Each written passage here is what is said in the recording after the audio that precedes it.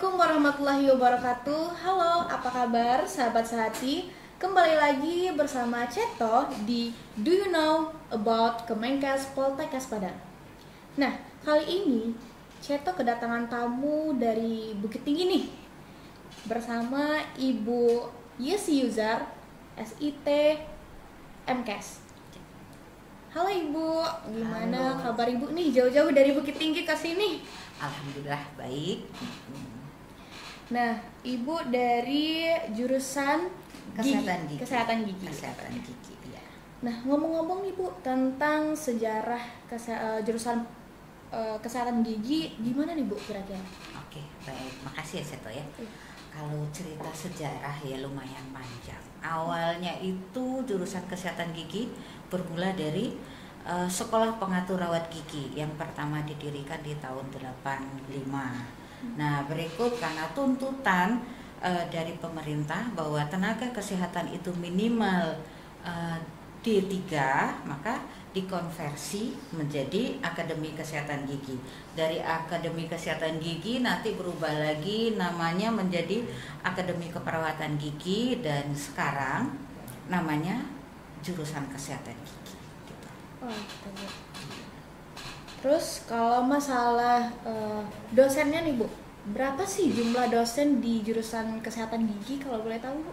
Oke, dosen di kesehatan gigi kita banyak, ada 16 orang. Nah, itu ada yang lektor kepala, ada yang lektor, dan ada yang asisten ahli. Selain itu untuk basic dari pendidikan dosen, ada yang S2 dan ada yang S3. Dan sekarang ada satu orang dosen kita yang sedang ngambil S3 di UI. Berarti dosen-dosen di jurusan gigi itu termasuk dosen yang berkualitas dan sangat banyak pengalamannya ya Bu. Jadi bisa mengarahkan mahasiswa kesehatan gigi untuk lebih aktif dan mungkin terinspirasi dari dosen-dosen yang sangat banyak prestasinya gitu. Iya, kalau dosen yang berkualitas oke, harus, itu gak bisa enggak. Karena tuntutan dari profesi dosen, dia harus tersertifikasi pendidik. Nah, dengan demikian tujuan kita menghasilkan lulusan yang kompeten itu akan tercapai.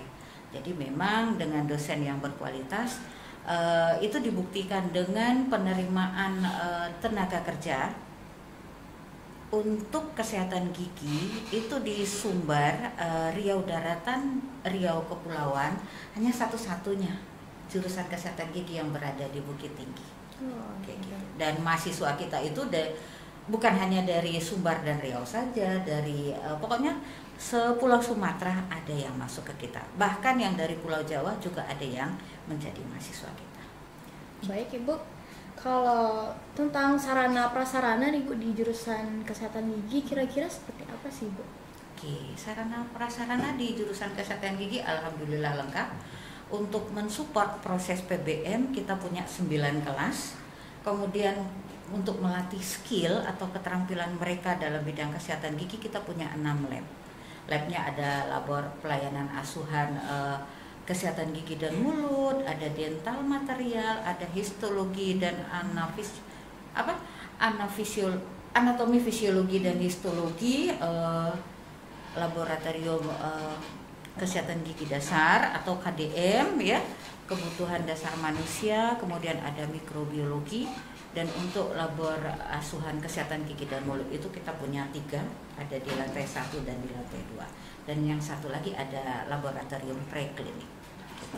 Berarti udah lengkap ya untuk sarana prasarana ya Bu? Iya, di setiap lab punya alatnya lengkap. Lengkap. Kalau masalah ini Bu, tentang kurikulum, apa aja sih yang ada di jurusan kesehatan gigi Bu? Kurikulum kalau yang sekarang kita pakai 2 kurikulum tahun 2018 untuk tingkat 3 dan sama tingkat 2. Untuk tingkat 1, semester 1 dan 2 itu kita pakai kurikulum baru loh, Kak Seto. Karena kurikulum yang 23 ini baru, jadi baru dipakai untuk yang 2. Nah, di situ di dalam kurikulum capaian kita ada untuk pengetahuannya, untuk sikap dari mahasiswa atau lulusan kita nanti, sama ada yang dari keterampilan. dan dari segi profilnya mereka nanti melakukan sebagai promosi kesehatan gigi dan mulut, kemudian melakukan pencegahan di bidang kesehatan gigi, ya, dan banyak lagi yang ada di dalam kurikulum. Dan itu semua diterjemahkan di dalam 113 SKS. Gitu. Berarti banyak sekali ya Bu tentang kurikulumnya. Iya, itu diselesaikan dalam 3 tahun kuliah atau 6 semester masa studi. Gitu ya Bu. Iya. Kalau bicara tentang prestasi, mungkin prestasi mahasiswa baik dosennya, kira-kira apa aja sih prestasi yang udah diraih Bu? Oke, kalau untuk prestasi, alhamdulillah mereka pada aktif. Ada prestasi akademik, ada yang non akademik.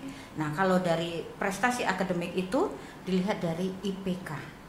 Nah, jadi pada tingkat 1 dihitung dari semua jumlahnya tingkat 1, itu nanti siapa yang 3 terbaik, maka mereka diberikan penghargaan untuk mahasiswa yang berprestasi. Dan nanti akan ada beasiswa dari Poltekkes yang langsung memberikan itu. Jadi kalau nanti seandainya nilainya turun, maka beasiswa prestasi itu akan berubah atau berganti ke yang punya IPK yang tertinggi. Nah, dan di lomba-lomba juga ada, kita ikutin tingkat nasional dan tingkat internasional. Dan untuk lomba yang ada di Tasik itu mahasiswa kita juara 2 di situ, ya. Terus untuk tahfiz, nah itu juga juara kita. Jadi Tahfiz juga ada. Ada. Jadi bukan hanya prestasi akademik saja, non akademik juga. Dan di situ juga nanti kita berikan support. Berarti dosen-dosen di jurusan gigi nih sangat mensupport mahasiswa dalam bakat apapun yang mereka miliki ya Bu? Iya, karena kita punya hari krida, di mana pada saat hari krida itu kita menggali atau diskusi dengan mahasiswanya, ada bakat apa yang terpendam. Jadi kalau dia punya bakat, maka kita carikan wadahnya melalui hari krida. Nanti ada berbagai kegiatan di hari krida, dan itu kami pakai di hari Sabtu. Nah, jadi di situ, oh ternyata dia pintar dalam prestasi akademiknya, maka nanti kita ikutkan lomba yang tingkat nasional, yang itu yang diadakan oleh Poltekkes yang ada di Indonesia. Nah, seperti itu. Jadi memang dekat. Jadi sangat dekat lah mahasiswa dengan dosennya gitu. Iya, karena nanti mulai dari mereka registrasi itu kita pantau terus. Dan ya berbahagialah bagi mahasiswa yang ada di Poltekkes atau Kemenkes Poltekkes Padang. Kenapa? Dosen PA-nya itu sangat care dengan anaknya. Bukan hanya menyuruh belajar, tetapi ada masalah apa, itu juga bisa. Dan kalau belum registrasi, nanti itu ditanya, kenapa kok belum registrasi? Nah, kalau ada hambatan apa, itu nanti kita carikan solusinya. Dan kalau mereka punya bakat atau minat yang terpendam, maka kita akan salurkan sesuai dengan kegiatan yang ada di kemahasiswaan. Berarti sangat mensupport nih teman-teman. Jadi bagi yang mau dan berminat di jurusan gigi, Ibu ini sudah ada program-program untuk mahasiswa yang berbakat. Jadi bisa tidak hanya di bidang akademik, tapi non akademik juga ada gitu. Nah, ngomong-ngomong tentang lapangan pekerjaan nih Bu, kira-kira gimana sih dan menjuru kemana aja nih Bu tentang jurusan kesehatan gigi? Oke, baik.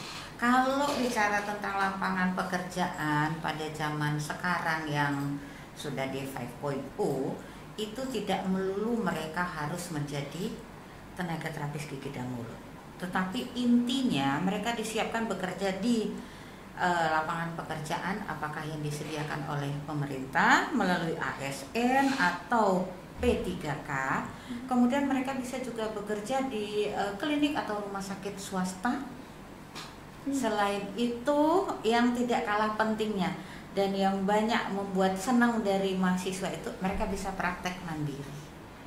Setelah mereka tamat, mereka urus surat tanda registrasi, nanti itu langsung di-handle di bawah kemahasiswaan di Poltekkes Kemenkes Padang, nanti isi format 1 sehat. Nah, setelah punya STR, mereka mengurus surat izin praktek ke dinas kesehatannya masing-masing. Kalau sudah sesuai dengan standar yang sudah disiapkan oleh dinas kesehatan, peralatan yang mereka punya, dan mereka harus bekerja sesuai dengan wewenang dan kompetensinya, maka mereka bisa praktek mandiri gitu. Dan kalau mereka praktek mandiri, mereka yang kelola sendiri, penghasilannya juga buat mereka. Berarti lebih ke kualitas diri untuk mendapatkan penghasilan yang lebih baik. Berarti nggak hanya tergantung dengan perusahaan-perusahaan atau rumah sakit, jadi dia bisa membuka lapangan pekerjaan sendiri. Bisa. Dan itu terbukti dari lulusan kita, basicnya dari terapis gigi dan mulut, lulusan D3 atau diploma 3 kesehatan gigi Bukit Tinggi ya, Kemenkes Poltekkes Padang, mereka sudah mampu merekrut juniornya untuk bekerja di tempat mereka. Itu bagi yang sudah mapan. Berarti ini udah ada berarti Bu? Ada. Udah ada yang buka praktek? Ada yang buka praktek. Banyak yang buka praktek. Pagi mereka bekerja di instansi, apakah di pemerintah atau di klinik ataupun di rumah sakit swasta. Sore mereka buka praktek. Punya pelang sendiri. Selanjutnya Bu, kalau alumni nih Bu, kira-kira udah tamatan dari mana aja nih Bu? Oh, alumni kita? Iya, udah bekerja di mana aja? Sudah maksudnya? bekerja. Iya.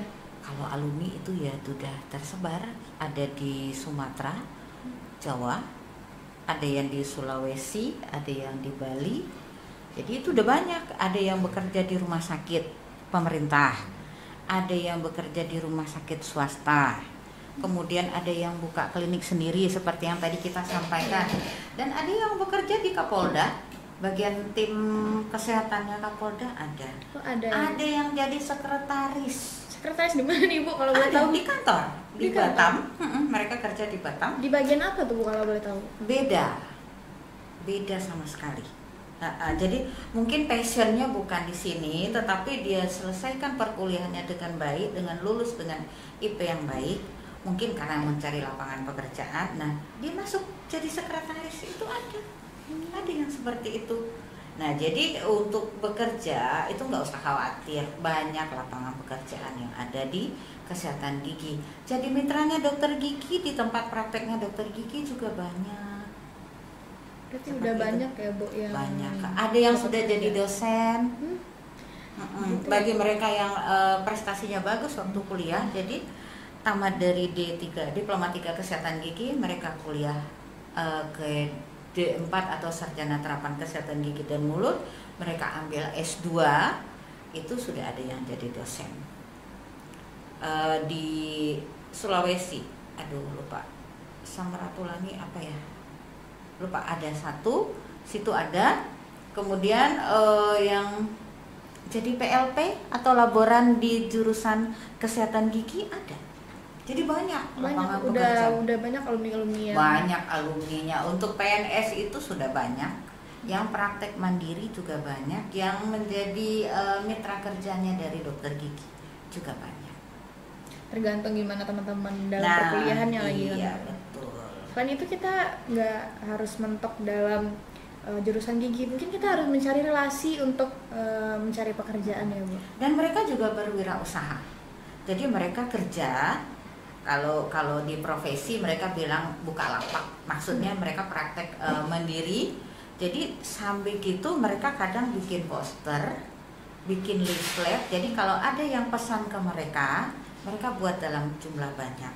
Kemudian mereka bikin souvenir cantik tentang kesehatan gigi, bentuk gigi atau apapun itu. Jadi nanti kalau ada seminar di bidang kesehatan gigi, mereka buka lapak di situ, buka outletnya di situ. Nah itu bisa, dan itu juga banyak yang terima pesanan. Atau wirausahanya ya, di samping yang inti dia menjadi terapis gigi dan mulut, di samping dia praktek, nanti wirausahanya itu banyak. Kadang sarung dental unit, tempat duduknya di gigi itu kan, nah itu berbagai macam desain mereka buat ada. Tetapi tugas intinya menjadi terapis gigi dan mulut, karena nanti lulusannya itu jadi terapis gigi dan mulut, dulu perawat gigi. Nah itu udah banyak pekerjaannya, bukan hanya di sektor rumah sakit saja atau klinik. Di samping itu mereka mengembangkan wirausaha, karena di mata kuliahnya juga ada kewirausahaan. Jadi bukan hanya dengan prakteknya but gigi, nambal gigi, bersihin mulut orang, fokus ke gigi bukan aja. itu saja, tetapi sambil ini kan dengan sekarang hanya lewat handphone, kemana saja usahanya bisa gitu. Udah bisa mengakses semua yang Iya. Baik Ibu, sebelum penutupan nih, kira-kira ada nggak yang Ibu sampaikan untuk teman-teman dan bisa mengajak teman-teman ke jurusan gigi? Oke, baik. Buat para murid yang baru tamat SMA, nah ini kan sekarang kalian lagi mencari mau jurusan apa yang akan dituju. Nah, kami di jurusan Kesehatan Gigi Kemenkes Poltekkes Padang itu punya pendidikan untuk Diploma 3 Kesehatan Gigi yang nanti akan diselesaikan di dalam 3 tahun. Setelah dari sini, nanti Anda bisa bekerja di mana saja. Nggak harus melulu seperti yang tadi kami sampaikan, bekerja di klinik atau di rumah sakit. Anda bisa buka lapangan pekerjaan sendiri dan masih bisa merintis usaha yang lain. Nah, bagaimana caranya masuk di sini? Sekarang Kemenkes Poltekkes Padang lagi melakukan gencar-gencarnya mempromosikan tentang sistem penerimaan mahasiswa baru di Kemenkes Poltekkes Padang. Bagi yang punya prestasi dengan segudang prestasi, silahkan kalian masuk di jalur penerimaan mahasiswa melalui penelusuran minat dan prestasi. Silahkan upload prestasimu, apakah itu nilai belajar dari semester 1 sampai 5 ataupun Anda punya sertifikat juara lomba apapun, masukkan di situ. Nah, yang kedua ada jalur SIMAMA, sistem penerimaan untuk masuk bersama di Kemenkes Poltekkes. Itu nanti di bulan Maret ya, kalau nggak salah di Maret itu akan dibuka. Dan yang terakhir ada sistem penerimaan mahasiswa mandiri, dan kalian catat untuk mandiri berbeda dengan universitas lainnya. Kenapa? Mereknya mandiri tetapi UKT-nya sama dengan yang jalur PNDP minat dan prestasi sama yang SIMAMA, jadi nggak ada bedanya. Jadi jangan takut kalau masuk di mandiri, ya.